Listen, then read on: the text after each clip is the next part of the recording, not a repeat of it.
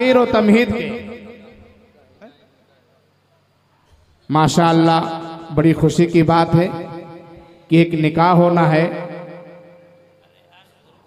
निकाह के बाद इंशाअल्लाह हजरत का बयान होगा।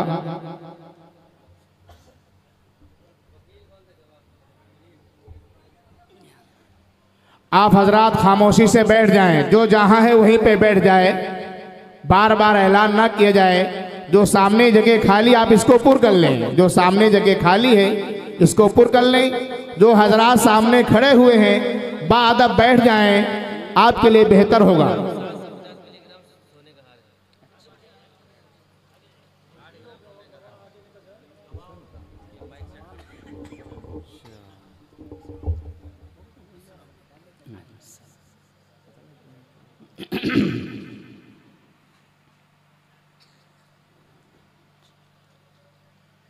अख्तर अली साहब आप हैं? अमरीन अंसारी नाम है लड़की का। हाजी नसीम अख्तर साहब लड़की के वालिद हैं। लड़की के वालिद हैं,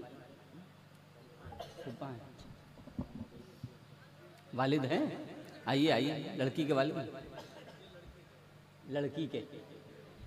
लड़की के वालिद हैं।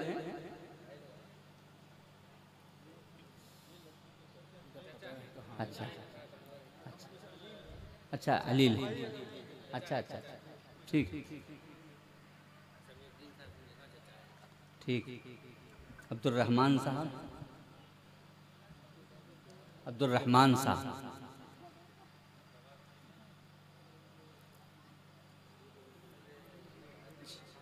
समीउद्दीन साहब।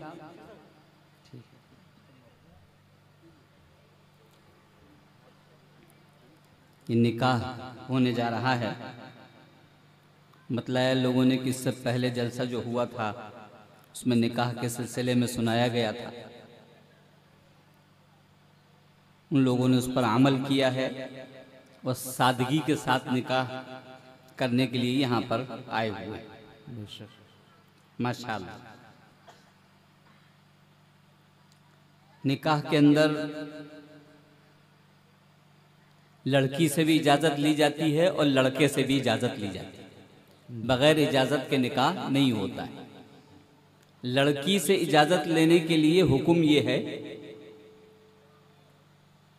वो लोग जाएं जो लड़की का चेहरा देख सकते हैं। वो कौन लोग हैं? लड़की का बाप है, लड़की का चचा है, लड़की का ताया है, लड़की का सगा भाई है, लड़की का भतीजा है, भांजा है, मामू है। ये लोग लड़की का चेहरा देख सकते हैं, बाकी लोगों से पर्दा होता। दो हिकमतें तो हजारों हैं, दो ये हैं। पहली ये है कि गवाही सच्ची हो।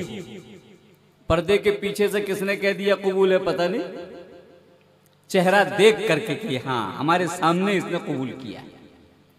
इसलिए पूछने वो जाएगा जो चेहरा देख सकता है। ऐसे लोग नहीं जाएंगे जो पर्दे के पीछे खड़े हों और आके गवाही देते कि हाँ कबूल कर लिया। पर्दे के पीछे कौन था, किसने कहा कबूल कर लिया? आप कैसे गवाही दे रहे हैं? तो चेहरा देखने वाला वही गवाह बनेगा। और वही दूसरी चीज ये है इसके अंदर कि जिस वक्त लड़की से पूछा जाता है, इजाजत ली जाती है, उस वक्त लड़की को अपने घर के माँ बाप के छूटने का एहसास होता है। तकलीफ होती है कि अब आज मेरे माँ बाप मुझसे छूट रहे, भाई बहन छूट रहे, तो वो रोने लगती। तो ऐसे मौके पर वो लोग पूछने जाएंगे जो फौरन उसको चिपटा सके, उसके सर पर हाथ रख सके कि तुम्हें घबराने की कोई जरूरत नहीं। ऐसी जगह तुम जा रही हो कि घर से ज्यादा आराम में वहां पर रहो। ये चिपटा कर सर पर हाथ रख कर जो कह सके वही गवाह बनेगा और वही पूछने जाएगा। क्योंकि ये हमदर्दी का वक्त है। एक बच्ची को गम हो रहा है घर बार के छूटने का, जो तसल्ली सही तरीके से दे सकता है वही पूछने जाएगा। अब दूसरे रिश्तेदार पूछने पहुंच जाते हैं, कहीं काजी जी पूछने पहुंच जाते हैं। अब वहां आर्डर चलाते हैं, भाई जल्दी करो देर हो रही है, इजाजत दो जल्दी से। ये आर्डर चलाने का वक्त नहीं है। इस्लाम कहता है ये हमदर्दी का वक्त है, लड़की के सर पर हाथ रखने का वक्त है, चिमटाने का वक्त है। तो ऐसे लोग पूछने जाएंगे। तीसरी चीज इसमें मेहर होता है कि ऐलान होता है कि लड़का इतना रुपया, इतना जेवर लड़की को दे रहा। बगैर मेहर के ऐलान के निकाह नहीं होता। अगर कोई शख्स ये कहता है जितना चाहो बांध दो, कौन देता है, तो निकाह उसका नहीं होगा, जिनाकारी होगी।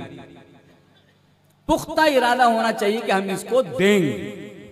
तो निकाह से पहले ऐलान होगा कि लड़का लड़की को इतना जेवर, इतना रुपया दे रहा है, ताकि लोगों को पता चल जाए कि इस्लाम में लड़का लड़की के खर्चे को उठाता है, लड़की से हाथ मांगकर जहेज की भीख नहीं मांगता है। ये लड़का देने के लिए आया है लड़की को कि हम सारा खर्चा उठाएंगे और इतना रुपया अलग से देंगे।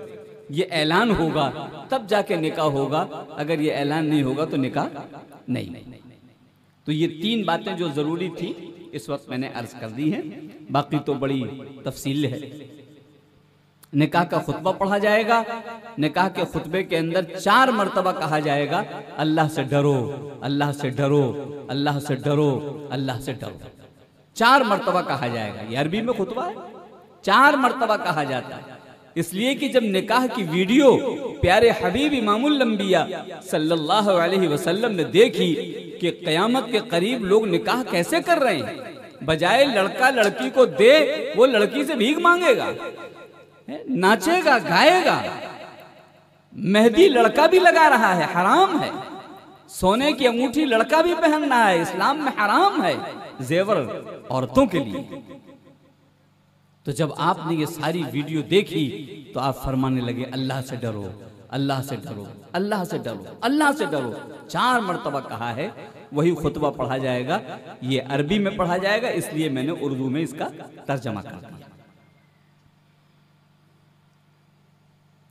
अल्हम्दुलिल्लाह अल्हम्दुलिल्लाह नहमदुहु व नस्तईनुहु व नस्तगफिरुहु व नु'मिनु बिही व नतवक्कलु अलैहि व नऊज़ु बिल्लाहि मिन शुरूरि अनफुसिना व मिन सय्यिआति अमालिना मन यहदिहिल्लाहु फला मुज़िल्ल लहु व मन युज़लिलहु फला हादिय लहु व नशहदु अल्ला इलाहा इल्लल्लाहु वहदहु ला शरीक लहु व नशहदु अन्न सय्यिदना व मौलाना मुहम्मदन अब्दुहु व रसूलुहु वसल्लल्लाहु अलैहि व अला आलिहि व अस्हाबिहि व सल्लम तस्लीमन कसीरन कसीरा।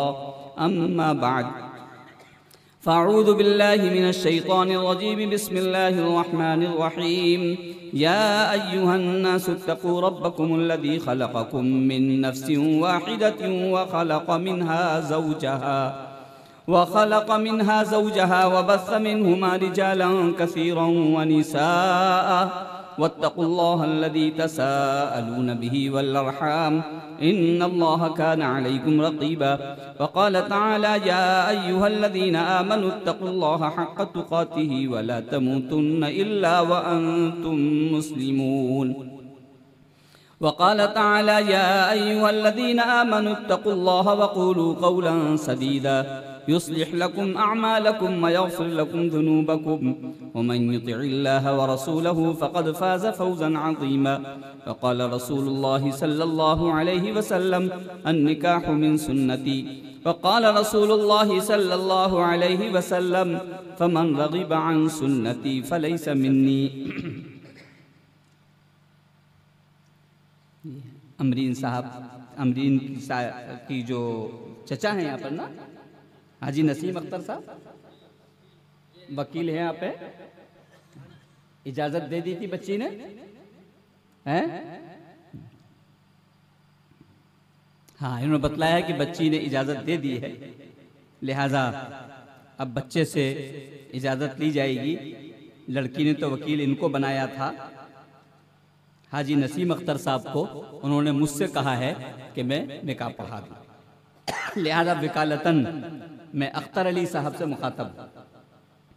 मैंने आपका निकाह अमरीन अंसारी जो लड़की हैं जनाब सलाहुद्दीन साहब की, उनके साथ वकील जनाब हाजी नसीम अख्तर साहब और गवाह नंबर 1 अब्दुल रहमान साहब और गवाह नंबर 2 समीउद्दीन साहब की मौजूदगी में बेइवज़ महर 8 ग्राम 750 मिलीग्राम कीमत का एक सोने का हार आपको मुलाकात के वक्त अपनी बीवी को देना है, आपने इसके साथ अपना निकाह को कबूल किया?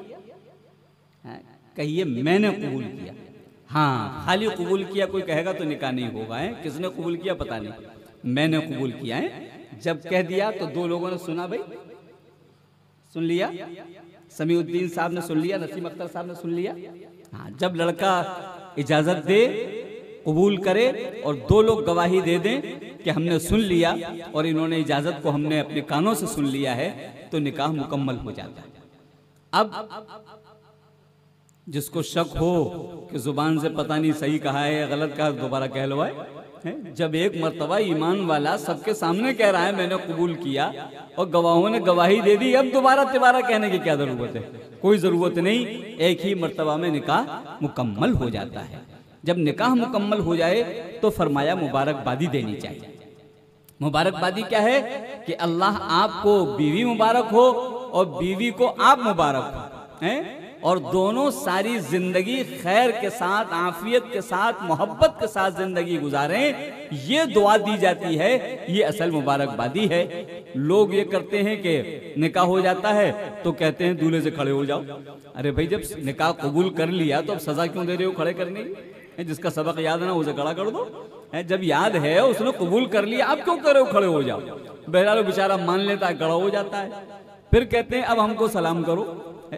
पूरी शरीयत में, पूरे कुरान में देखिए हुक्म है सलाम करने का हुक्म है, सलाम कराने का हुक्म कहीं भी नहीं है। यहाँ पर भी उल्टे चलते हैं हम, और बजाय करने के उससे कहते तुम हमें सलाम करो। अब वो बेचारा खड़ा होकर सलाम करने लगता है। अब उसके बाद जवाब देते हैं तो अल्लाह के नाम का मजाक उड़ाते हैं, वालेकुम, ऐसा सलाम का जवाब दिया जाता है? सड़क पैसे ही देते हो? नहीं, निकाह के वक्त ये सब गलत बातें नहीं होनी चाहिए। अल्लाह ताला बेहद निकाह को कबूल फरमाए, आपस में खूब मोहब्बत अता फरमाए, इन दोनों को खूब मुबारकबादी के साथ अल्लाह नवाजे। ठीक, दस्तखत कर लें सब लोग। बेटी की हो गई है दस्तखत, आपकी हो गई है, गवाहों की दस्तखत करा ली।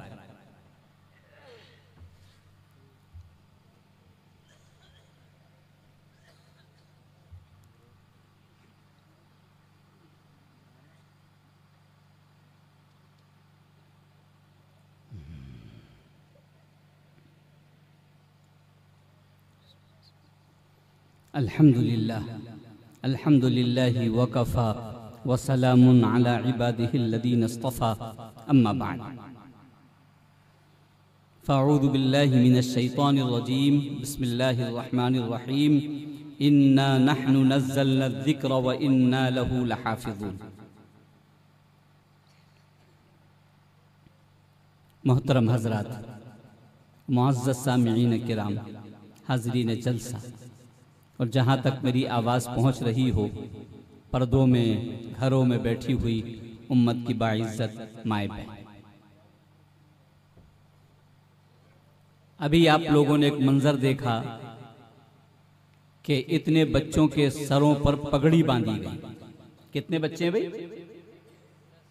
10 बच्चे। कि 10 बच्चों के सर पर पगड़ी किस बात की बांधी गई? ये इस बात की बांधी गई है कि पूरा कुरान जो 30 पारों के अंदर है, 30 पाठ हैं उसके, इतनी मोटी किताब, इन लोगों ने जुबानी याद कर ली, मुख याद कर ली। इन 30 पारों में से कहीं से भी सवाल करोगे ये फट से जवाब दे। एक अक्षर, एक हरफ भी इनसे छूट नहीं सकता है।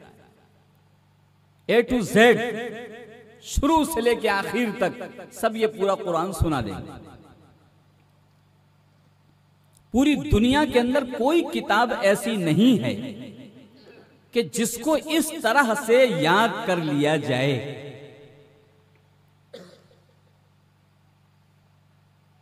और एक आदमी नहीं, पूरी दुनिया में लाखों खां लाख लोग, लाखों खां बच्चे इस तरह कुरान पाक को याद करते हैं और सबको याद हो जाता है।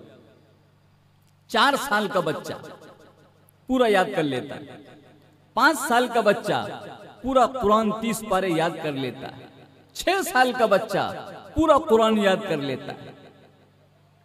ऐसे भी वाकयात हैं कि बच्चा पैदा हुआ है और कुरान का हाफिज है, इसलिए कि उसकी माँ कुरान की हाफिज थी और उस माँ ने इतना पढ़ा 9 महीने तक बच्चा बदन में रहा। रोजाना उसने इतनी तिलावत की, गोद में 2 साल लिटाल कर दूध पिलाया, इतनी तिलावत की, इतना पढ़ा कि वो उसके सीने से, माँ के सीने से बच्चे के सीने में भी पूरा कुरान चला जाता है। ऐसे वाकयात हैं जिनको हम लोग बड़े पीर साहब कहते हैं। पहले दिन जब मदरसे के अंदर मां छोड़ करके आई कि इसको कुरान पढ़ा दो, पहले दिन आपने 17 पारे उस्ताद को सुना दिए जुबानी। 17 पारे के हाफिज। उस्ताद बड़े हैरान कि मां छोड़ के गई है, इसको कुरान पढ़ाओ। इसको तो 17 पाठ 17 पारे जुबानी याद है, मुख याद। बड़े हैरान। मां से पूछा आकर के ये क्या माजरा है, आप कह रहे हो इसको कुरान पढ़ाना, इसको शुरू करो, ये तो 17 पारे जुबानी याद किए हुए है। तो मां ने कहा इस बच्चे का कसूर नहीं है कि 17 के आगे 18वां सुना नहीं पा रहा। ये बच्चे का कसूर नहीं, ये इसकी मां का कसूर। इसकी मां को ही सिर्फ 17 पारे याद है। काश के इसकी मां को पूरा कुरान याद होता तो आज बच्चा हाफिज हो चुका होता। 30 पारे इसको याद हो चुके। मालूम हुआ कि मां जितना कुरान पढ़ेगी उतना ही ये बच्चा जल्दी कुरान पाक को याद कर लेगा। जितना ज्यादा, इसलिए कि 9 महीने बदन में है, 2 साल तक गोद में लेटकर दूध पी रहा है। ये जितना कुरान मां पढ़ेगी उतना ही ये कुरान बच्चे के सीने में जल्दी आ जाए। कुरान पाक को एक दिन में भी पूरा याद करने वाले मौजूद हैं। एक दिन में पूरा याद कर लिया। ऐसे लोग भी मौजूद हैं जिन्होंने रोजाना 1 पारा याद कर लिया। उसमें से हज़रत मौलाना हुसैन अहमद साहब मदनी रहमतुल्लाह अलैह भी, जब अंग्रेजों से यहां पर लड़ाई चल रही थी, जंग हो रही थी मुल्क की आजादी की, तो हजरत शेखुल हिंद रहमतुल्लाह अलैह को जेल में बंद कर दिया गया, अंग्रेजों ने बंद कर दिया। तो हज़रत मौलाना हुसैन अहमद साहब मदनी इनके शागिर्द थे, इनके स्टूडेंट थे कि मैं भी साथ में जेल में रहूंगा अपने उस्ताद के, ताकि इन्हें कोई तकलीफ ना हो, साथ में ये भी जेल में रहे। रमजान आया, जब पूरा कुरान सुनाया जाता है, सारे हाफिज कुरान सुनाते हैं। सफे बांध के लोग नमाज में खड़े हो जाते हैं, हाफिज आगे खड़ा होता है, अलिफ से लेकर या तक पूरा कुरान सुनाता है, ताकि पता चल जाए कि ये आज तक अपने सीने में लिए हुए है कुरान पाक। तो हजरत शेखुल हिंद रहमतुल्लाह ने फरमाया, काश, कितना अफसोस अब इस वक्त मुझको हो रहा है कि हर साल पूरा कुरान रमजान में सुना करता था और आज जेल में हूं, यहां कोई हाफिज मौजूद नहीं है, मैं कुरान कैसे सुनूं, खड़े होकर कैसे कुरान सुनूं तरावीह के अंदर। शागिर्द को एहसास हुआ कि मेरे उस्ताद परेशान हैं कुरान पाक सुनने के लिए। अल्लाह से दुआ करी और सुबह बैठ गए कुरान को याद करने के लिए। सुबह से लेकर शाम तक 1 पारा पूरा याद कर लिया। फरमाया कि हजरत आइए मैं आपको तरावीह में कुरान शरीफ सुना दूं। कि तुम्हें कहाँ याद है, तुम तो हाफिज हो नहीं। कि हजरत आप खड़े तो होइए, मैं सुनाता हूं, आप देखिए मैं सुना पाता हूं या नहीं सुना पाता। पूरा 1 पारा सुना दिया। दूसरे दिन दूसरा पारा याद किया और शाम तक याद कर लिया और खड़े होकर फिर दूसरा पारा सुना दिया। 30 दिन के अंदर 30 पारे याद करके अपने उस्ताद को सुना दिया। उस्ताद बड़े खुश हुए। हम समझ रहे थे जेल में कुरान सुनने को न मिलेगा, लेकिन मेरा शागिर्द कैसा है, अल्लाह ने आपकी दुआओं को सुना और 30 दिन में 30 पारे याद। तो ये जो बच्चे यहाँ 10 बैठे हुए हैं, इन्होंने भी कुरान पाक को अपने सीने में महफूज कर लिया। ये इसके सच्चा होने की दलील है। कोई किताब इतने लाख लोग याद करने वाले पूरी दुनिया में नहीं मिलेंगे। ये आसमानी किताब है, ये इसकी दलील है, ये सबूत है कि अगर कोई है आसमानी किताब किसी के पास, तो इस तरह लाखों बच्चों को याद करता हुआ दिखाओ कि उनके सीने में चली जाए और अंदर महफूज हो जाए। ये सिर्फ ऊपर वाला परवरदिगारे आलम, सारे जहान का पैदा करने वाला, वही इस कुरान को इन बच्चों के सीने में हिफाजत से रख देता है ताकि पूरी दुनिया मिलकर इसको मिटा ना सके, खत्म ना कर सके। वो जो कुरान कागज पे लिखा हुआ है लोग फाड़ देते हैं, जला देते हैं, समझते खत्म हो जाएगा। अजी सारे कुरान जला डालो, पूरी दुनिया में जितने सब जला डालो, एक भी मत छोड़ो। लेकिन ये जो हैं, कौन पता लगाएगा किसके सीने में कुरान रखा हुआ है? अगर इन बच्चों का एक्सरे कर डालो, MRI कर डालो, इससे बड़ी मशीन हो उसमें इनको लगा दो, सर से लेकर पैर तक कोई पता नहीं लगा सकता है कि कुरान पूरा रखा अल्लाह ने कहां पर, इनके सीने में रखा है, भेजे में रखा है, दिल में रखा है, कहां उस परवरदिगारे आलम ने रखा है, कोई पता नहीं लगा सकता है। तो जब पता नहीं लगा सकते तो मिटा कैसे सकते हो? मिटा भी नहीं सकते। वो अल्लाह अकेला है, नजर नहीं आता है, जो चीज नजर आती है आदमी उसको तोड़ देता है, फोड़ देता है, मार देता है, फाड़ देता है, और जो नजर ना आए उसे कौन मारेगा, कौन फाड़ेगा, कौन तोड़ेगा? वो अल्लाह बरहक है जो किसी को नजर नहीं आता। ऐसे ही उसकी किताब बरहक है जो किसी को नजर नहीं आती कि उसने रखी कहां पर है, और जब याद उसको पूरी की पूरी। अल्लाह ने इसको रखने का इंतजाम भी ऐसा ही किया है। ये इसके हक और सच होने की दलील है। सिर्फ हिंदुस्तान के अंदर हर साल लाखों बच्चे कुरान पाक याद करते हैं, लाखों बच्चे। ये छोटा सा गांव है जहां प्रधानी है, ये 10 बच्चे तैयार हैं। इस तरह गांव गांव गांव, शहर शहर, पूरे हिंदुस्तान में लाखों बच्चे हर साल इसी तरह पूरे कुरान को अपने सीने में रख लेते हैं। ये लोगों, इससे ज्यादा और इसके हक होने की क्या दलील मांगना चाहते हो? लेकिन अफसोस है कि बहुत से लोग आज कुरान से दूर, देख के भी नहीं पढ़ पाते, देख के भी नहीं पढ़ पाते। फरमाया अगर देख के नहीं पढ़ पाते हो, हर शख्स पर फर्ज है कुरान का पढ़ना। अगर तुम देख के नहीं पढ़ पाते हो तो सारे लोगों की शिफाअत हो रही होगी क़यामत के मैदान में। सारे जहान के सरताज इमामुल अंबिया जनाब मोहम्मद रसूलुल्लाह सल्लल्लाहु अलैहि वसल्लम शफाअत फरमा रहे होंगे, अल्लाह इसको माफ कर दीजिए, अल्लाह इसको माफ कर दीजिए, अल्लाह इसको माफ कर दीजिए। लेकिन जब वो शख्स सामने आके खड़ा होगा जिसने कुरान नहीं पढ़ा है, तो फरमाएंगे अल्लाह इसको पकड़ लीजिए, इसको सजा दीजिए। कितना बड़ा जुर्म है। अल्लाह ने ऐसा आसान कर दिया कुरान को कि छोटे छोटे बच्चे सीने में लगाए ले रहे हैं और पूरा सीने में रखे ले रहे हैं, और तुम देख के भी नहीं पढ़ पा रहे। कितने अफसोस की बात होगी और कितना बड़ा जुर्म यह करार दिया जाएगा मैदान हश्र। इसलिए कोई भी ईमान वाला ऐसा न हो, मर्द और औरत, जो कुरान पाक पढ़ा हुआ न हो। अगर नहीं पढ़ा हुआ है तो ये मदरसा आपके यहाँ गांव में मौजूद है, जहां बच्चे पढ़ रहे हैं वहां बड़े भी पढ़े। इंशाअल्लाह बहुत जल्दी कुरान पढ़ जाएगा। बहुत आसान है, ये मुश्किल बिल्कुल नहीं। आप आगे बढ़ेंगे और फौरन कुरान आपको फराफर पढ़ने को मिल जाएगा। तो एक बात तो ये हुई। दूसरी बात यह है कि कुरान पाक के अंदर लिखा क्या है। अरबी की किताब है, यहां हिंदुस्तान में अरबी तो बोली नहीं जाती, हर 100 किलोमीटर पर बोली बदल जाती है, और ये तो अरबी में है, और ये पूरा बच्चे को याद भी हो जा रहा है।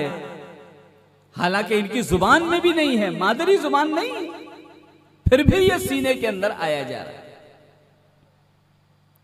फिर इसके मानी क्या लिखा हुआ है, कोई पूछे तो कोई ईमान वाला ये न कहे कि हमको मालूम नहीं इसमें क्या लिखा हुआ, ये तो अरबी में नहीं। तफसील बाद में होगी, आसान लफ्जों में चंद बातें बताए दे रहा हूं। कुरान में क्या लिखा हुआ है फौरन बताना चाहिए हर एक को। कोई सवाल करे उसको बताना चाहिए कुरान में क्या लिखा हुआ। पहली चीज, अल्लाह एक। इस एक होने की दलीलें, प्रूफ, मिसालें सैकड़ों कुरान पाक के अंदर दी गई कि अल्लाह एक है, वही पूज के लायक है, उसी के सामने सर झुकाया जाएगा और किसी के सामने सर नहीं झुकाया जाएगा। ये एक सबकी जरूरतों को पूरा करने वाला, औलाद देने वाला, मुसीबतों को दूर करने वाला, हर किस्म की परेशानियों को दूर करने वाला, रिस्क देने वाला एक, ये कुरान पाक के अंदर लिखा।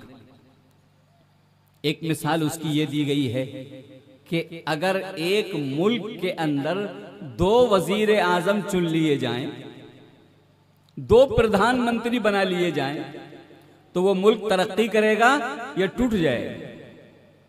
कि टूट जाएगा। एक कहेगा कि आज ये कानून बनेगा, दूसरा कहेगा नहीं बनेगा। कैसे चलेगा मुल्क? एक प्रधानमंत्री होगा तो मुल्क चलेगा। गांव में 2 प्रधान चुन लिए जाएं, गांव तरक्की करेगा कि टूट जाएगा? 2 चुन लोगे टूट जाएगा। एक कहेगा इसके नाम पट्टा होगा, दूसरा कहेगा बिल्कुल नहीं होगा, ये हमारा मुखालिफ, इसके नाम नहीं होने दिए, लड़ाई हो जाएगी, मुल्क पूरा गांव टूट जाए। तो वो अल्लाह ये कहता है कि सूरज जिस तरह लाखों साल पहले, जिस सेकंड, जिस मिनट पर निकल रहा था, लाखों साल बाद भी उसी सेकंड और मिनट पर निकल रहा है। अगर 2 होते तो ये सूरज टूट चुका होता। एक कहता आज सूरज निकलेगा, दूसरा कहता नहीं निकलेगा, आधा वो खींच ले जा, आधा ये खींच ले जा, खत्म हो जाए। चांद उसी सेकंड, उसी मिनट के साथ जैसा लाखों साल पहले निकलता था, आज भी निकलता है। ये आसमान जैसे लाखों साल पहले था, आज भी वैसे ही है। इसमें कोई खंबा नहीं, कोई पिलर नहीं, कोई बीम नहीं। इतना बड़ा आसमान, तुम एक छोटा सा पंडाल लगाते हो, कितने पिलर लगा रखे हैं, बगैर इसके रुक नहीं सकता है। ये इतना बड़ा आसमान कैसे रुका हुआ है? मालूम हुआ वो एक है, उसी की ताकत है, उसी ने रोक रखा है, वरना दुनिया मिलकर के इसको रोक नहीं सकती थी। कई लोग होते तो वो कहते रुकेगा, दूसरा कहता नहीं रुकेगा, टूट फूट हो जाता। लौ कान फीहिमा आलिहतुन इल्लल्लाह इल्लल्लाह लफसदता। अल्लाह कहता अगर 2 खुदा होते तो ये दुनिया टूट फूट गई होती। अभी तक टूटी फूटी नहीं है, इसका मतलब एक ही के हाथ में कमान। ये बताया गया।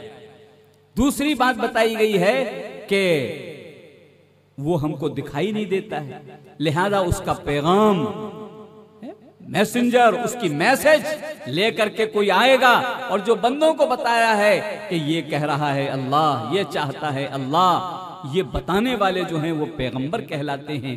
तकरीबन 1.25 लाख पैगंबर इस दुनिया के अंदर आए और सबसे आखिर में इमामुल अंबिया जनाब मुहम्मदुर रसूलुल्लाह सल्लल्लाहु अलैहि वसल्लम आज से 1400 साल पहले तशरीफ लाए और अब क़यामत तक कोई दूसरा पैगंबर नहीं आएगा। वही सबके इमाम हैं, वही अंतिम महाऋषि हैं, वही है पूरी दुनिया के अंदर पैगाम लाने वालों में आखिरी हैं। अब उनके बाद क़यामत तक कोई दूसरा पैगंबर आने वाला नहीं। पिछले जो पैगंबर आए हैं उनका भी जिक्र कुरान में है। मूसा आए, याकूब आए, इब्राहिम आए, इस्माइल आए, यहया आए, जकरिया आए, मूसा आए, ये सब नाम कुरान पाक में जिक्र किए गए हैं कि ये लोग आए हैं। और आखिर में इमामुल अंबिया जनाब मुहम्मदुर रसूलुल्लाह सल्लल्लाहु अलैहि वसल्लम तशरीफ लाए, जो कुरान लेकर के आए। अल्लाह ने उनको कुरान दिया कि आप जाके पढ़ाइए सारी दुनिया के इंसानों को। अल्लाह के हबीब ने मुहम्मदुर रसूलुल्लाह सल्लल्लाहु अलैहि वसल्लम ने कुरान लोगों को पढ़ाया, सहाबा को पढ़ाया, जो 1.25 लाख लोगों को आपने कुरान पढ़ाया। फिर उन्होंने अपने बाद वालों को पढ़ाया, उन्होंने अपने बाद वालों को पढ़ाया, और मक्का और मदीना से ये कुरान होता होता तिकुनिया गांव में भी मौजूद है, और चोटियों पर भी मौजूद है, समंदरों में भी मौजूद है, और जहां जहां लोग बसे हुए हैं सब जगह ये कुरान मौजूद है। पता चला ये हक है तो पूरी दुनिया के कोने कोने के अंदर पाया जाता है और सीनों के अंदर मौजूद रहता है।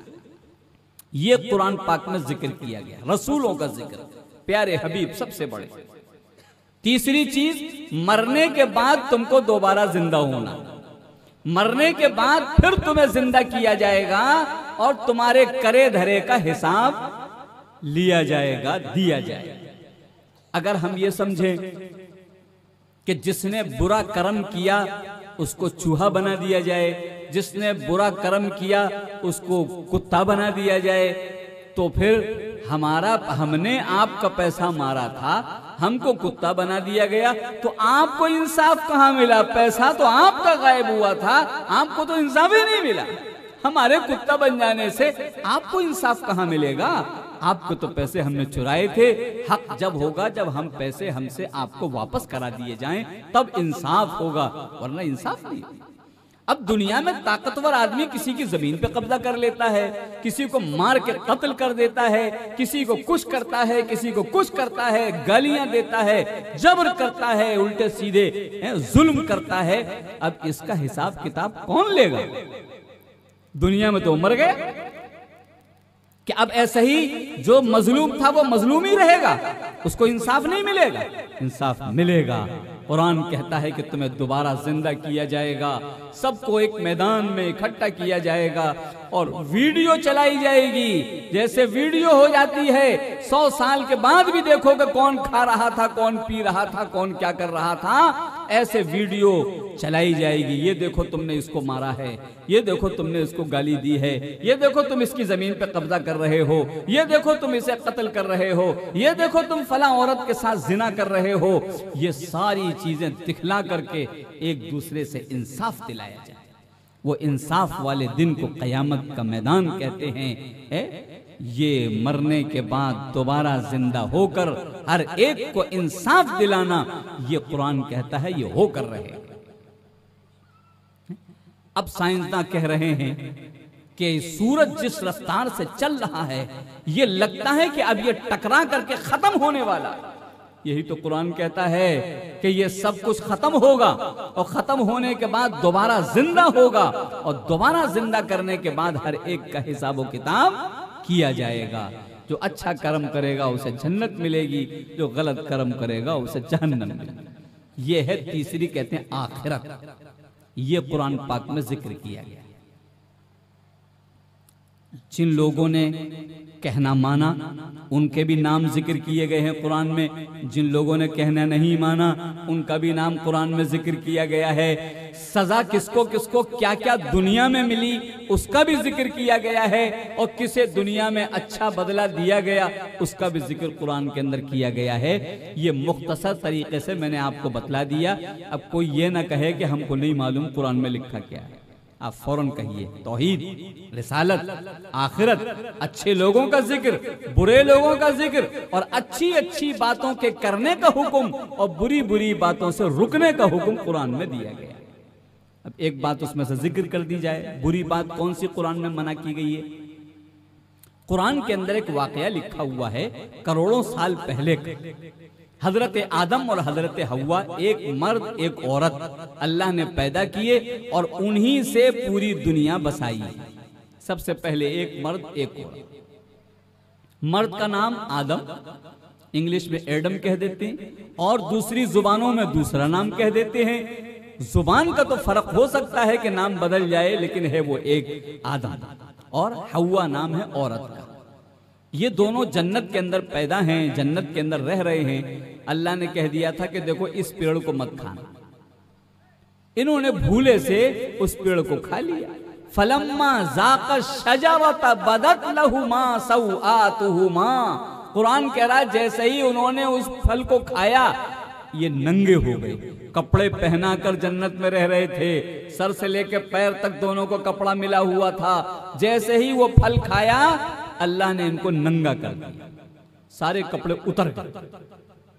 जब ये नंगे हो गए फतफिका यख्सिफानी अलैहिमा मिन वरक़िल जन्ना, तो ये नंगे खड़े नहीं रहे बल्कि इन्होंने जल्दी जल्दी वो बड़े बड़े केलों से बड़े बड़े पत्ते जो पेड़ों के अंदर लगे हुए थे उन्होंने पत्तों को तोड़ा और उससे अपने बदन को छुपा लिया। नंगे नहीं खड़े रहे और अल्लाह से दुआ मांगी, मुझे माफ कर दीजिए, हमसे गलती हो गई, हमको कपड़ा दे दीजिए, अपनी नाराजगी खत्म कर दीजिए, हमसे खुश हो जाइए, हम इंसान हैं, गलती हो सकती है, आप इस गलती को माफ फरमा दीजिए। अल्लाह ने कहा जाओ, अच्छा माफ कर दिया और इनको दोबारा कपड़े मिल गए। पता चला इंसान दुनिया में जो भी आएगा हमेशा कपड़ा पहने, और जानवर जितने आएंगे वो कपड़ा नहीं पहने। कुत्ते को कपड़ा पहने देखा भाई? बिल्ली, भैंस, बैल, हाथी, ऊंट, भेड़िया, कोई कपड़ा नहीं पहने। जितने जानवर हैं ये नंगे रहते हैं। और इंसान का बच्चा जैसे ही पैदा होता है फौरन उसको कपड़ा पहना दिया। ये फरमाया इंसान की पहचान है कि वो कपड़ा पहनेगा, और जो कपड़ा न पहने वो जानवर बन रहा है, इंसान नहीं बन रहा है। अल्लाह जिससे नाराज होता है इंसान से उसके कपड़े छीन लेता है, और जिससे खुश होता है उसको कपड़े दे देता है। अब हम देखें हम लोगों से अल्लाह खुश हो रहा है या नाराज हो रहा है? कपड़े छीनते चले जा रहे हैं। लड़कियों को यहां तक ढकने का हुक्म है, गट्टा लड़कियों का छुपा रहा है। अब लड़कियों की आस्तीन पहले इतनी हुई, फिर इतनी हुई, फिर इतनी हुई, फिर इतनी हुई, अब कंधे तक पहुंच चुकी। ये क्या है? कपड़ा छीना जा रहा है, इनको नंगा किया जाए। बहुत से मुल्कों में तो पूरी नंगी हो गई। जैसे कुत्ता टहल रहा है वैसे वो भी नंगी टहल। अमेरिका में एक मोहल्ला कायम हो गया था, कपड़े पहनने वालों का आना मना, सब नंगे वहां। एक तूफान आया और पूरा का पूरा गांव खत्म हो गए, सब बर्बाद। अल्लाह को नंगा रहना इंसान का पसंद नहीं है। उसने इंसान को बनाया है कपड़ा पहनने के लिए, और अगर ये कपड़ा नहीं पहनेगा तो इससे अल्लाह नाराज है। औरतों के कपड़े घटते जा रहे हैं। औरतों का हुक्म है कि ये गट्टा ढका रहे और पैर का टखना ढका रहे, ये औरतों के लिए। सर के बाल उनके खुले न रहे, अपने सर के बालों को ढक करके रखें। ये औरतों को हुक्म दिया। मर्दों को हुक्म दिया गया कि नाफ से लेकर के घुटने तक मर्द का छुपा रहना चाहिए, ये तो जरूरी है। बाकी इनको पूरी आस्तीन पहनना चाहिए, कुर्ता शर्ट पहनना चाहिए, पैंट या पजामा पहनना चाहिए, लेकिन मर्द ये टखना नहीं ढकेगा। मर्द को ये टखना खोलने का होगा। साइंसदान कह रहे हैं, अब पता लगाया है उन्होंने, अब तक तो पता नहीं लगा पाए। पहले बेल बॉटम चलता था नीचे तक घसीटता हुआ, उन्होंने देखा अरे इससे तो दिमाग पे असर हो रहा है, यहां पिंचर हो रहा है, ढका यहां है, पिंचर यहां हो रहा है। तो उन्होंने फिर क्या किया, उन्होंने कहा भाई जरा इसको ऊंचा कर लो। उन्होंने कहा थोड़ा ऊंचा मत करो, यहां तक ऊंचा कर लो। उन्होंने उठा चड्डे पे आ गए, उन्होंने उठा यहां से लेकर यहां तक ऊंचा कर लिया। किया क्यों है? उन्होंने रिसर्च की है कि इसके ढकने से दिमाग खराब होता है, इस पर असर होता है। ये साइंसदानों से पूछो, आज के साइंसदान कह रहे हैं। इस्लाम ने इसीलिए कहा मर्द लोग टखने खोले रहो और औरतें लोग टखने ढके, ये कपड़ा पहनना।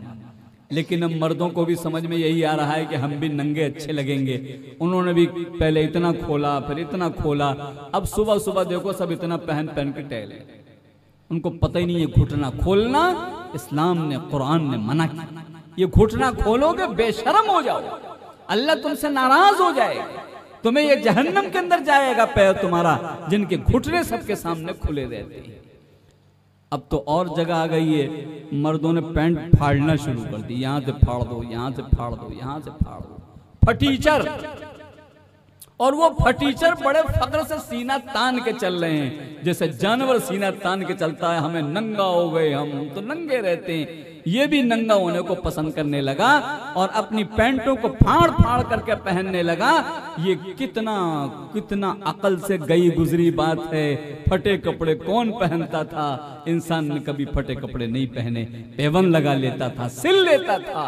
लेकिन ये फाड़ फाड़ के कपड़े पहनना है, लग रहा है इसके भी दिमाग पे असर हो चुका है। हमारे समझ में नहीं आ रहा।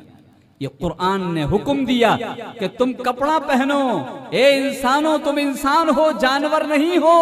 अगर तुम नंगे होगे तो तुम अपने आप जानवर बनना चाहते हो, और जानवर बनोगे तो तुम्हें जानवर बना दिया जाएगा, बना दिया जाएगा। इसलिए प्यारो, घरों में बच्चियों को पूरी आस्तीन पहनाओ। ये यहां से घटते घटते ऊपर मत ले जाओ। नमाज भी नहीं होगी अगर किसी का गट्टा औरत का खुला हुआ है, टखना खुला हुआ है, नमाज नहीं होगी। अलीगढ़ स्टेशन पर एक बच्ची नमाज पढ़ रही थी अकेले। मेरी नजर पड़ी, हमारे साथ भी बच्चे थे। हमने कहा जाओ उसको मुबारकबाद दो, ये एक लड़की है, नई उम्र की लड़की है, ऐसी नमाज की आशिक, मुबारकबाद दो इसे। जब मुबारकबाद दी तो वो सलाम करने के लिए आ गई। देखा उसकी आस्तीन इतनी, देखा टखना खुला हुआ। मैंने कहा बेटी तुम्हारी नमाज नहीं हुई। कि मेरी नमाज नहीं हुई? कि ना, कि मैं तो नमाज कभी छोड़ती नहीं हूं, बराबर नमाज पढ़ती हूं। मैंने कहा बेटी तुम्हारी नमाज हो नहीं रही। क्यों नहीं हो रही? मैंने कहा आपका ये गट्टा खुला हुआ है, आपके ये टखने खुले हुए हैं। औरत अगर ये खोल के नमाज पढ़ेगी तो नमाज नहीं होगी, बाल खुले होंगे नमाज नहीं होगी। तो रोने लगे, कहने लगे मैं डॉक्टरी पढ़ रही हूं, मेरी माँ ने मुझे नमाज के बारे में तो बताया कि 5 टाइम नमाज तुमको पाबंदी से पढ़नी है। मैं बचपन से पढ़ रही हूँ, लेकिन मेरी माँ ने मुझे ये नहीं बताया कि इसके खुलने से नमाज नहीं होती है। मैं तो ऐसे ही पढ़ती चली आ रही। कहां गई वो माएं जिन्होंने मदरसे के अंदर अपना दाखिला नहीं कराया, जिनको पता ही नहीं चला कि नंगा होना किसे कहते हैं और कपड़ा पहनना किसे कहते हैं। ये न पता होने की वजह से आने वाली नस्ल भी नंगी होकर नमाज पढ़ रही है और उसको पता भी नहीं है कि उसकी नमाज हो रही है या नहीं हो। ये कुरान का हुक्म है, नंगे मत रहो, इंसानों तुम मनुष्य हो, इंसान हो, जानवरों में तुम में फर्क है। तुम्हें कपड़ा पहनना है, जानवर कपड़ा नहीं पहने। कितना प्यारा हुक्म है, कितना अच्छा।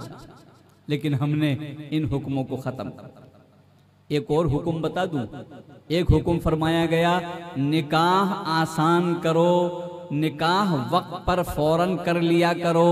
अगर तुम निकाह वक्त पर नहीं करोगे तो तुम गुनाह के अंदर मुब्तला हो सकते हो। वला तक़रबुज़्ज़िना इन्नहु कान फ़ाहिशतन व साअ सबीला। कुरान कहता है देखो जिना के करीब भी मत जाना, जिना के करीब मत जाना। ये नहीं कहा जिना मत करना, कहा जिना के करीब भी मत जाना। जैसे माँ मोहब्बत में कहती है बेटा चूल्हे के करीब मत जाना, करीब जाने से थोड़ी जल जाएगा, चूल्हे के अंदर हाथ डालने से जलेगा। लेकिन माँ मोहब्बत में कहती है बेटा करीब भी मत जाना।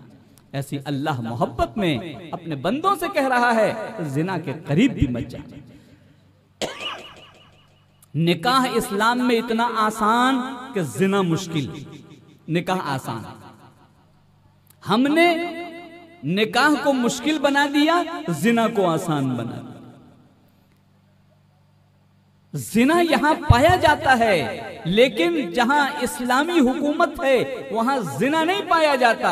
किसी औरत की इज्जत नहीं लूटी जाती, किसी औरत के साथ जिना नहीं किया जाता, इसलिए कि वक्त होते ही उसकी शादी कर दी जाती है। और अगर इसने जिना किया तो उसकी जिना की सजा कुरान पाक में बताई गई कि फिर ये जिसको ये पता नहीं कि ये किसी की लड़की है, ये किसी की घर की जीनत है, ये एक औरत जात है, इसकी इज्जत लूटने की किसी को इजाजत नहीं। अगर कोई इज्जत पर हाथ डालता है, किसी की इज्जत लूटता है, तो फरमाया कि अगर वो शादीशुदा नहीं है तो इसे कोड़े लगा के छोड़ दिया जाए। कोड़े लगाए, कोड़े लगाए जाए, क्योंकि अभी इसको शादी का मौका नहीं मिला तो जिना हो गया। मौका नहीं दिया गया था, शादी करी नहीं गई थी, तो कोड़े पे छोड़ा जाएगा। लेकिन अगर शादी हो गई थी और फिर किसी की इज्जत को लूटता है तो फरमाया इसको इतने पत्थर मारो कि खत्म हो जाए, दुनिया में जीने के लायक नहीं है, इसको खत्म, ये जीने के लायक। तो जब निकाह आसान होगा तभी तो जिना मुश्किल होगा, और जब निकाह हम मुश्किल कर देंगे तो जिना जो है आसान हो जाएगा। जो आज दुनिया में नजर आ रहा है कि निकाह मुश्किल हो चुका है और जिना आसान हो चुका है, ये जानवरों की पहचान है। जानवर में जो जानवर जिसके साथ चाहता है जिना कर लेता है, इंसान नहीं करता। ये इंसान है, ये मनुष्य है, ये सबकी इज्जत पहचानता है, ये एक एक के घर की इज्जत को कभी भी बर्बाद नहीं करता है। एक शख्स प्यारे हबीब इमामुल अंबिया सल्लल्लाहु अलैहि वसल्लम के पास आया, कहने लगा मैं मुसलमान तो हो जाऊंगा लेकिन जिना नहीं छोड़ूंगा, मेरी जिना की आदत वो मुझसे छूटेगी नहीं।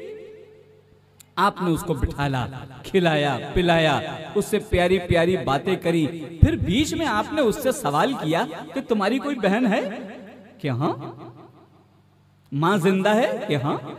अगर तुम्हारी बहन के साथ कोई जिना करे तो तुम इसको पसंद करोगे कि बिल्कुल नहीं। अगर किसी ने मेरी बहन की तरफ निगाह उठा के देखी, उसकी आंख निकाल लूंगा। अगर मां के साथ कोई जिना करे, बिल्कुल नहीं, बर्दाश्त नहीं करूंगा। फरमाया अच्छा, तो ये बताओ, जब तुम जिना करोगे तो जिसके साथ जिना करोगे वो भी तो किसी की बहन होगी, वो भी तो किसी की मां होगी। बस ये दो जुमले थे कि दिल पर तीर से लगे।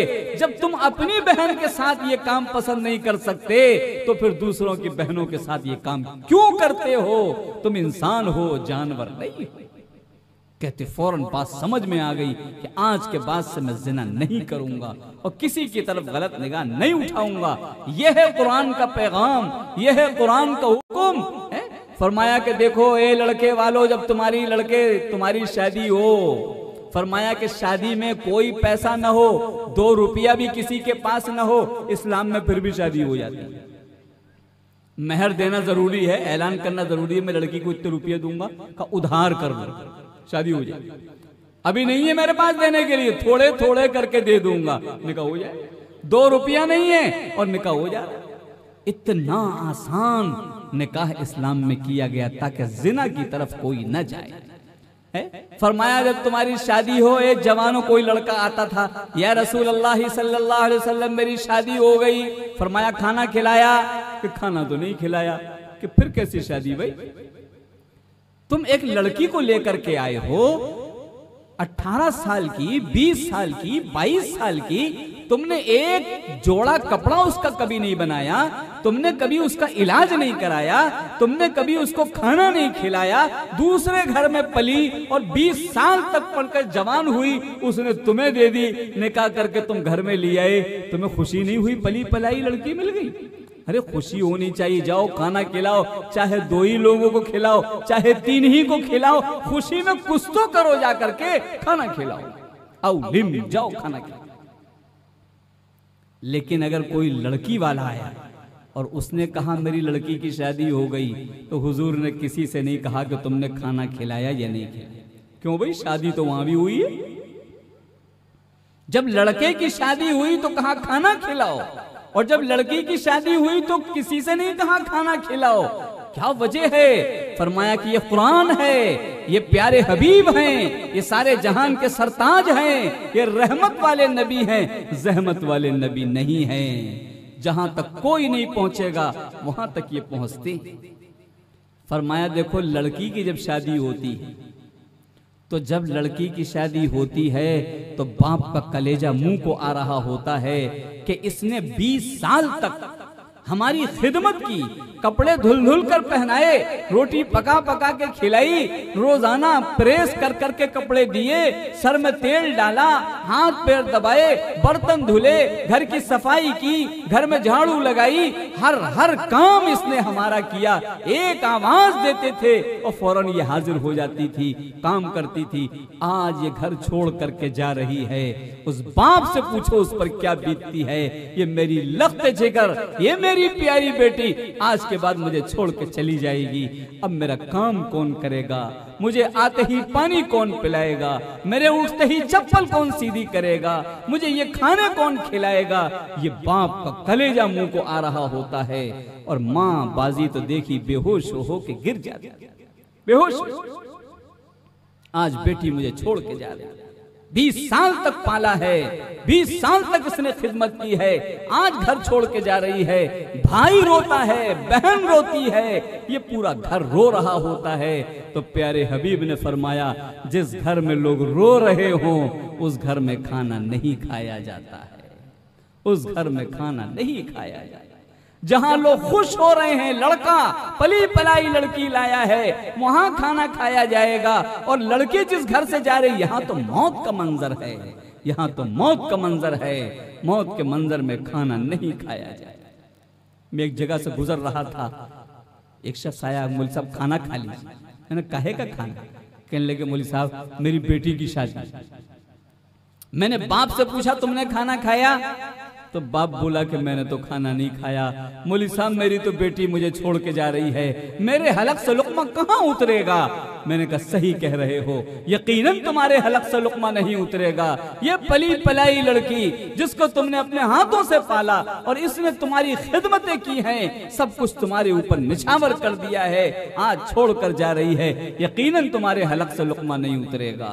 तो जब तुम्हारे हलक से नहीं उतरेगा तो तुम हमारे भाई तो हो, हमारे हलक से कैसे उतर जाएगा? हम कोई जालिम और जाबिर थोड़ी हैं। इसीलिए प्यारे हबीब ने किसी लड़की वाले से नहीं कहा कि जाओ खाना खिलाओ, इसलिए कि तो खुद खाना नहीं खा रहा है, ये दूसरों को बेचारा गम के अंदर डूबा हुआ है, ये क्या खाना खिलाएगा?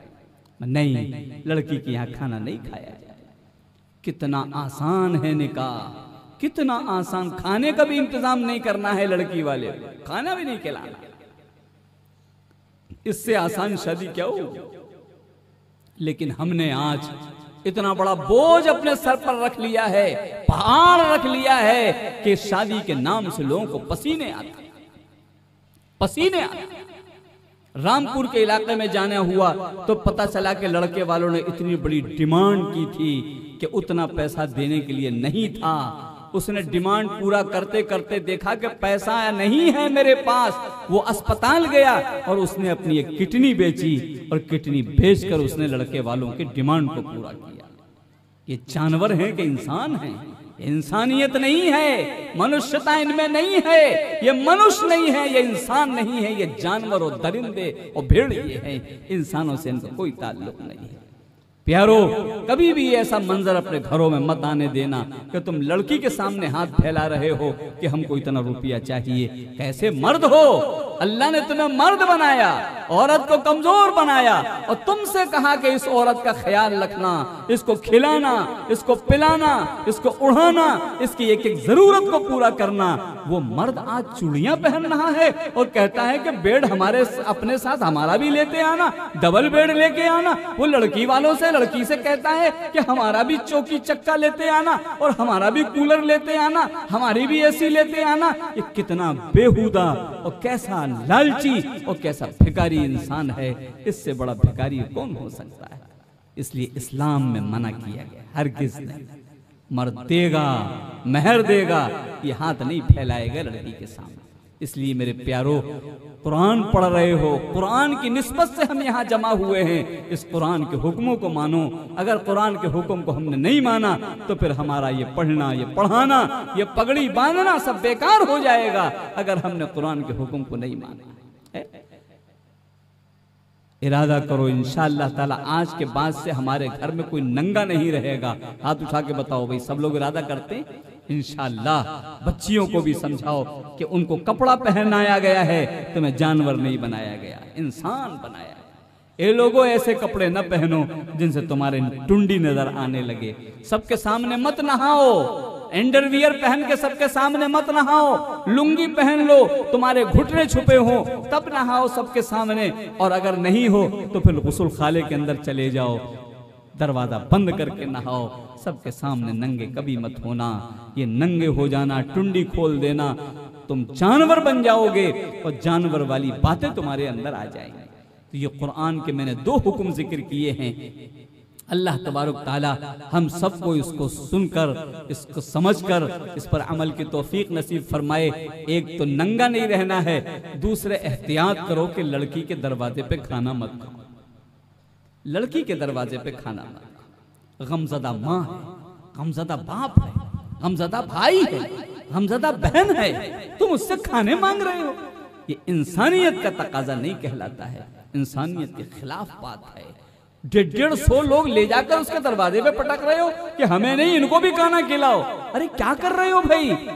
ये बारात क्या है? डिक्शनरी उठा करके देखना, बारात के माने हैं लड़के की फौज। लड़के की फौज, ये लड़की को लेने जा रहे हो, फौज की जरूरत कहां से पेश आ गई भाई? ये फौज 150 ले जाकर तुम उससे घर पर पटक रहे हो और उससे कहते हो कि हमें नहीं, इन सब की खातिर तवाज़ो अच्छी कर देना, इनको अच्छा खाना खिला देना। ये भीख मांग मांग के खाना खिला रहे हो? कहां का इंसाफ है? कितनी नाइंसाफी की बात है। अल्हम्दुलिल्लाह, जैसे अभी निकाह हुआ, इन्होंने बताया कि तुमने 10-11 साल पहले जो सुनाया था हम कायम हैं, और आज हम मजमे के सामने बता रहे हैं कि हम सादगी के साथ शादी कर रहे हैं। ऐसा ही कितनी जगह जाना होता है, सब जगह मुझे ऐसे लोग माशाल्लाह मिलते हैं, वो आके बताते हैं कि हमने बारात में जाना छोड़ दिया, कि हम भीख मांगा हुआ खाना खाएंगे, हम दूसरों के दरवाजों पे जाकर खाना खाएंगे। जब तुमसे कोई कहे चलो लड़की के दरवाजे पर खाना खाने के लिए, कि नहीं, लड़की के दरवाजे पे, अपने दरवाजे पे खिलाओ, 10 मरतबा खिलाओगे खाएंगे, लेकिन इस तरह दूसरे के दरवाजे पे तुम दावत दे रहे हो और दूसरों के दरवाजे पे तुम्हें हक नहीं है दावत देने का, हम हरगिज नहीं चाहते। ये पता चलेगा, हाँ तुम इंसान हो, तुम मर्द हो, तुम ताकतवर हो, तुम इस तरीके से कमजोरों को दबाते नहीं हो। लोग कहते हैं जिसका खाया है उसको खिलाना पड़े, जिसका खाया है उसको खिलाना पड़े। बहुत गलत बात। 2 रोटी खाई है तो उसका बदला मांगते हो कि हमको भी खिलाओ। कह दो हम जिसको हमने खिलाया, हमने माफ कर दिया, हम किसी से खाना नहीं मांगेंगे। हमने खिलाया, अल्लाह को राजी करने के लिए खिलाया, हम इंसानों के लिए नहीं खिलाते कि हम खिलाएं कल तुमसे मांगे। नहीं, हरगिज नहीं। जो खिलाया है अल्लाह के लिए खिलाया है, इसलिए नहीं कि आज हम खिलाएं कल तुम हमको खिलाओ। नहीं, ये गलत बात है। इंसान की सिफत नहीं, ये जानवरों की सिफत, ये जानवरों की सिफत। इंशाअल्लाह कितने लोग हैं भाई जो खाना हमने खिलाया है हम उसको माफ कर देंगे और उसके बदले में उनसे खाना नहीं मांगेंगे। कितने लोग हैं भाई, हाथ उठा के बताओ। माशाल्लाह, अरे ये तो गांव है कि ये कोई फरिश्ते यहाँ रहते हैं। सुभान अल्लाह। ये है जब कोई प्यारे हबीब की बातों को सुनता है, कुर्बान हो जाता है, कुरान की सुनता है, कुर्बान हो जाता है। अजी अल्लाह के लिए खिलाएंगे, हम खाना खाने के लिए नहीं। मेहमान आया, खूब खातिर तवाज़ो करो। ऐसे नहीं कि जब मेहमान के दरवाजा जो आया था, जब उसके घर गए तो अगर उसने सब्जी खिला दी, करे हमने तो मुर्गा खिलाया था, ये सब्जी पे टरकाए दे रहा है। नहीं, उसके पास पता नहीं पैसा है कि नहीं है, किस हालत में बेचारा है। जो खिला रहा है खा लो, अल्लाह को शुक्र अदा करो। जिस पर नाम लिखा था वो मिल गया, उससे ज्यादा नहीं मिल सकता है। ऐसे नहीं कहना चाहिए। गलत बात है कि जितनों को खाया है उनको तो खिलाना ही खिलाना है। भाई अपने दरवाजे पे खिला लो, लड़की के दरवाजे पे क्यों ले जा रहे हो, वहां जाके क्यों पटक रहे हो सबको। ये चीज गलत बात है। माशाल्लाह लग रहा है कि यहाँ मदरसे से सारे लोग जुड़े हुए, सारे लोग सीखते हैं, अमल करते हैं। यहाँ जितना मजमा है जो सुन रहा है उस पर अमल कर रहा है और उसके लिए हाथ उठा रहा है। अल्लाह इस मजमे को बेहद कबूल फरमाए, इस मदरसे को कबूल फरमाए, यहाँ जमा होने वालों को कबूल फरमाए। आज दुनिया हमको जानवर बनाना चाहती है और कुरान से हटाना चाहती है।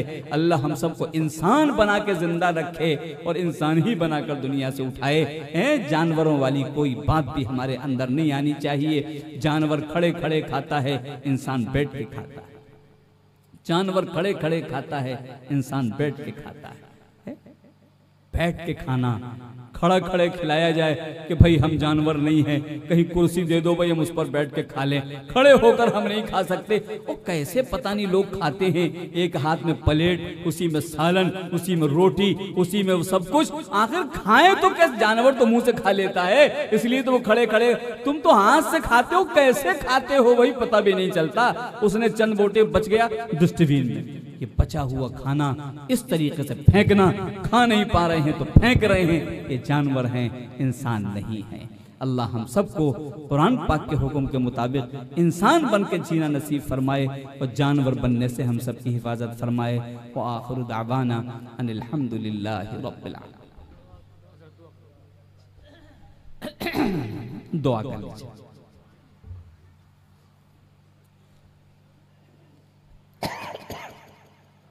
अल्हम्दुलिल्लाहि रब्बिल आलमीन। जब दुआ मांगना हो अल्लाह की तारीफ करो पहले, फिर प्यारे हबीब पर दुरूद पढ़ो। सारे जहान के सरताज इमामुल अंबिया सल्लल्लाहु अलैहि वसल्लम पर दुरूद जितना पढ़ोगे उतना ही मर्तबे बुलंद होते जाएंगे।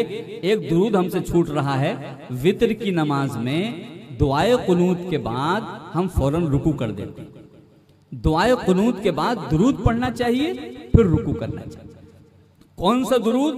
जो छोटा सा छोटा याद हो। इन्ना अज़ाबका बिल कुफ़्फ़ारि मुल्हिक़ व सल्लल्लाहु अला नबिय्यिल करीम। अब रुकू कर। या सल्लल्लाहु अलैहि वसल्लम, फिर रुकू करे। कोई दुरूद पढ़े, ये दुरूद हमसे छूट रहा है।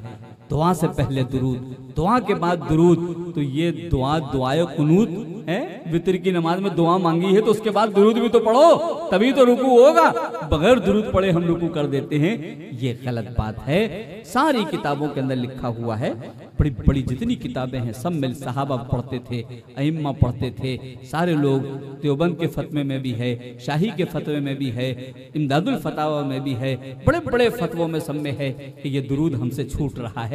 तो दुआ से पहले भी दुरूद पढ़ें, और जब दुआ खत्म हो वित्र की नमाज में तो उसके बाद भी दुरूद पढ़ के तब रुकू करना चाहिए। अल्हम्दुलिल्लाहि रब्बिल आलमीन वस्सलातु वस्सलामु अला सय्यिदिल मुरसलीन मुहम्मदिन व अला आलिहि व अस्हाबिहि अजमईन। इलाहुल आलमीन हमारी तमाम खताओं को माफ़ फरमा, तमाम लफ्ज़ों को माफ़ फरमा, हर किस्म की छोटी बड़ी खताओं को दरगुजर फरमा, हर किस्म की खताओं को माफ़ फरमा। या करीम, जितने भी तरीक़े हमने कुरान पाक के खिलाफ, तेरे हबीब के खिलाफ घरों में पैदा कर रखे हैं, इलाही उन सबको अपने घरों से बाहर करने की तौफीक नसीब फरमा। इलाही आपने हमको इंसान बनाया, इलाहुल आलमीन आपने हमको इंसान बनाया, जानवर नहीं बनाया। हमको इंसानों की तरह जीना, इंसानों की तरह मरना नसीब फरमा। जानवरों की तरह जीना, जानवरों की तरह मरना, इससे हमारी हिफाजत फरमा।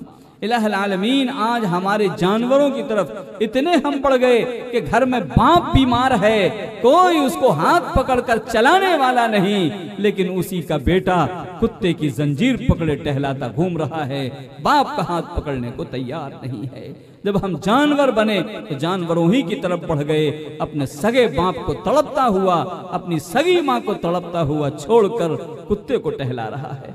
इलाहुल आलमीन ऐसे बुरे हालात से हम सब की हिफाजत फरमा। हमारी माई बाप का हमें ख्याल करने की तौफीक नसीब फरमा। जो बूढ़े हैं उनका ख्याल करने की तौफीक नसीब फरमा। जो कमज़ोर हैं उनका हाथ पकड़ना नसीब फरमा। इलाहुल आलमीन इस मदरसे को बेहद कबूल फरमा।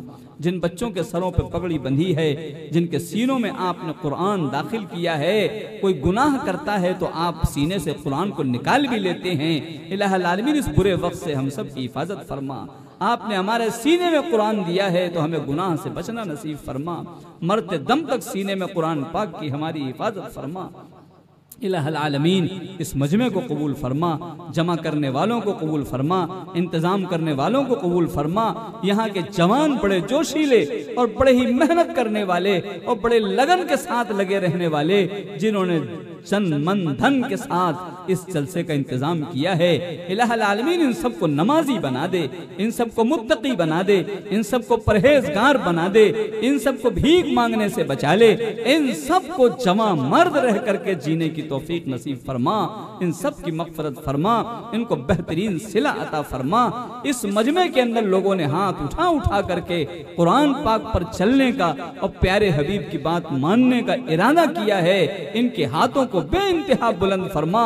ये हाथ इतने बुलंद हों कि सारे जहान के सरताज के हाथों में पहुंच जाएं। इलाहुल आलमीन इतनी बुलंदियां अता फरमा। हम सबको जन्नतुल फिरदौस अता फरमा, दोज़ख से पनाह नसीब फरमा। इलाहुल आलमीन तमाम मदारिस की हिफाजत फरमा, तमाम मसाजिद की हिफाजत फरमा, तमाम खानकाहों की हिफाजत फरमा, तमाम ईमान वालों की हिफाजत फरमा, हमारे मुल्क की हिफाजत फरमा, हमारे मुल्क में अमन अमान अता फरमा, चैन सुकून अता फरमा। बेअमनी, बेचैनी, बेसुकूनी से हमारे मुल्क की हिफाजत फरमा, हमारे मुल्क को मजबूत फरमा। इलाहुल आलमीन इत्तिहाद पैदा फरमा, इत्तिफाक पैदा फरमा। ना इत्तिफाकी से, दिलों को फट जाने से, दिलों के दूर होने से, एक दूसरे से नफरत करने से सबकी हिफाजत फरमा, सबकी हिफाजत फरमा। जानवर एक दूसरे से नफरत करते हैं, इंसान तो एक दूसरे से मोहब्बत करते हैं। इलाहुल आलमीन हम सबको इंसान बनकर एक दूसरे से मोहब्बत करना नसीब फरमा। जो दुनिया से चले गए सबको माफ़ फरमा, सबकी मग़फ़िरत फरमा, सबको जन्नतुल फिरदौस अता फरमा। हम सब लोगों से जिन लोगों ने दुआओं के लिए कहा है या लिखा है या उनका हम पर हक है या जो हमसे उम्मीद लगाए बैठे हैं और उनको मौका नहीं मिला है कहने के लिए, उन सब के जायज़ मक़ासिद को पूरा फरमा, सबकी जायज़ परेशानियों को दूर फरमा, जायज़ मुरादों से सबकी झोलियाँ भर दे। प्यारे हबीब सल्लल्लाहु अलैहि वसल्लम ने उम्मत के लिए जितनी अच्छी अच्छी चीज़ें मांगी हैं सब अता फरमा, और जितनी बुरी बुरी चीज़ों से पनाहें मांगी हैं उनसे पनाह नसीब फरमा, जालिमीन को हिदायत नसीब फरमा, मजलूमीन की नुसरत व मदद फरमा, पूरे दुनिया के मजलूमीन की नुसरत व मदद फरमा, पूरे दुनिया के मजलूमीन की नुसरत व मदद फरमा। इलाहुल आलमीन जिनके घरों में जवान बेटे बेटियां हैं उनके रिश्तों का गैब से इंतजाम फरमा, सुन्नत के मुताबिक उन्हें शादियां करने की तौफीक नसीब फरमा, जिना को मुश्किल बना दे, निकाह को आसान बना दे, जिना को मुश्किल बना दे, निकाह को आसान बना दे। इलाहुल आलमीन हम सब लोगों को प्यारे हबीब सल्लल्लाहु अलैहि वसल्लम के सुन्नत से इश्क नसीब फरमा, मोहब्बत नसीब फरमा, कुरान पाक की तिलावत नसीब फरमा। जब आखिरी वक्त आए और जब सांस जुदा होने को हो तो कलमा पढ़ते हुए जुदा फरमा, कुरान पाक की तिलावत करते हुए जुदा फरमा। इलाहुल आलमीन मैदान हश्र में जब पुल सरात से कट कट करके लोग जहन्नम में गिर रहे हों उस दिन हम सब की हिफाजत फरमा, पूरी उम्मत की हिफाजत फरमा, पूरी उम्मत की इस्लाह फरमा, पूरे उम्मत के हाल पर रहम फरमा, पूरी उम्मत को मग़फ़िरत वाले काम करने की तौफीक नसीब फरमा। कुरान पाक की तिलावत करते हुए पुल सरात से पार हो जाना नसीब फरमा। इलाही हमारी इन दुआओं को प्यारे हबीब सल्लल्लाहु अलैहि वसल्लम के सदक़ा व तफ़ैल में कबूल फरमा। व सल्लल्लाहु तआला अला खैरि खल्क़िही मुहम्मदिन व अला आलिही व अस्हाबिही अजमईन। आमीन बिरहमतिका या अरहमर राहिमीन।